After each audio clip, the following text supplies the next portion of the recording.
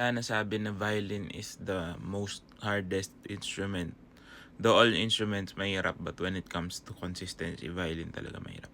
Actually, yes, I think that's true. Violin is one of the hardest instruments to learn. Nagmumukha lang siyang madali. I think because of the entry point. Like, 'di ba? Pwede ka nga bumili ng violin worth 2,000, 1,000 pesos kasi.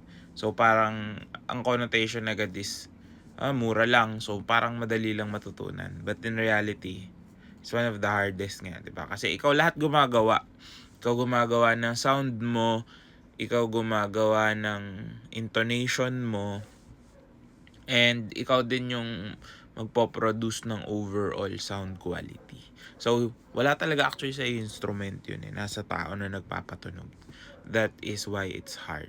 But again, with proper teaching or proper teachers and sipag at tiyaga, kaya mo rin naman siya matutunan if you do want to learn the instrument, no? Syempre yung pacing nito sobrang hirap sa umpisa. So, if you are starting out, nag-aaral ka na ngayon, and feeling mo ang pangit-pangit ng sound mo, with the proper guidance, maybe in time, mapaganda mo pa rin yung sound mo. Hindi naman porket pangit ngayon, sobrang pangit na yan forever. Habang natututo ka, habang dumadali yung mga skills na kailangan mo, gaganda at gaganda yung sound. But it really requires a lot of patience, a lot of perseverance, and hard work to get to a decent level, no?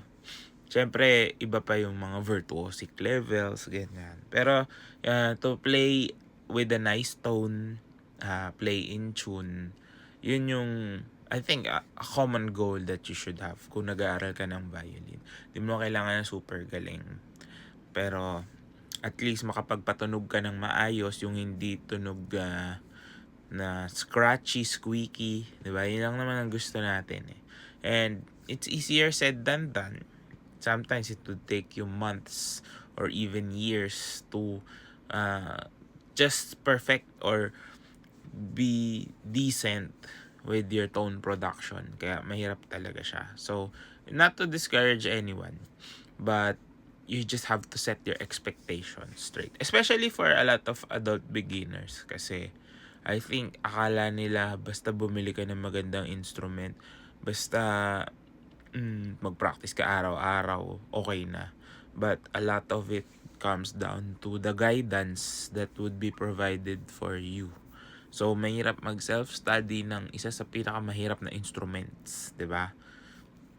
Kasi mahirap na nga siya, wala ka pang tutulong sa'yo para i-guide ka through it. Kaya yung iba, nasanay na lang na tunog pangit, tapos akala nila masusolusyonan ng pagbili ng bago yung sound na pangit, which is in reality hindi, kasi lalo lang papangit yung sound mo. So I hope nag-enjoy nyo yung journey nyo, no? Of all the struggles and hardships na pagdadaanan. Pag nalagpasan mo yan, you'll be better and more disciplined, no? Not just in your playing kapag nagawa mo na siya, but also in other aspects of your life. Kasi madadala mo yung discipline na yun na kailangan mo sa violin playing sa iba pang bagay sa buhay mo. So, good.